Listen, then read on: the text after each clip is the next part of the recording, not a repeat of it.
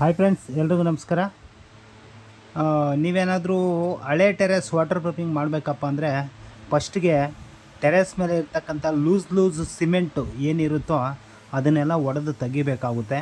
ಒಡೆದು ತೆಗೆದಾದಮೇಲೆ ನೋಡಿ, ಈ ಥರ ಸ್ಯಾಂಡು, ನಾರ್ಮಲ್ ಸಿಮೆಂಟು ಮತ್ತು ಅದ್ರ ಜೊತೆಗೆ ಎರಡು ಲಿಕ್ವಿಡ್ ಪೌಡ್ರುಗಳು ನೋಡಿ ಇಲ್ಲಿದ್ದಾವೆ. 2 ಬ್ಯಾಗ್ ಇದ್ದಾವಲ್ಲ, ಅದು ಡಿಫ್ರೆಂಟ್ ಪೌಡ್ರುಗಳು. ಅದನ್ನು ಎರಡನ್ನೂ ಸೇರಿ ಮಿಕ್ಸ್ ಮಾಡ್ಕೋಬೇಕು. ಫುಲ್ ಕ್ಲೀನಾಗಿ ಮಿಕ್ಸ್ ಮಾಡ್ಕೊಂಡಿದ್ದಾದಮೇಲೆ ನಾವು ಎಲ್ಲಿ ಡ್ಯಾಮೇಜ್ ಇದೆಯೋ ಫ್ಲೋರಿಂಗಲ್ಲಿ ಸಿಮೆಂಟು, ಅದನ್ನು ಒಡೆದು ತೆಗೆದಿರ್ತೀವಲ್ಲ ಆ ಜಾಗಕ್ಕೆ ಕೋಟಿಂಗ್ ಆದರೂ ಮಾಡ್ಕೋಬೇಕು.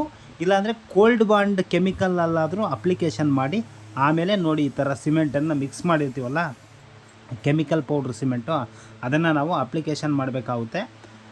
ನೋಡಿ ಇದರಲ್ಲಿ ನಾವು ಲಿಕ್ವಿಡ್ ಮಿಕ್ಸ್ ಮಾಡಿದ್ದೀವಿ, liquid water proof chemical mix ಮಾಡಿದ್ವಿ.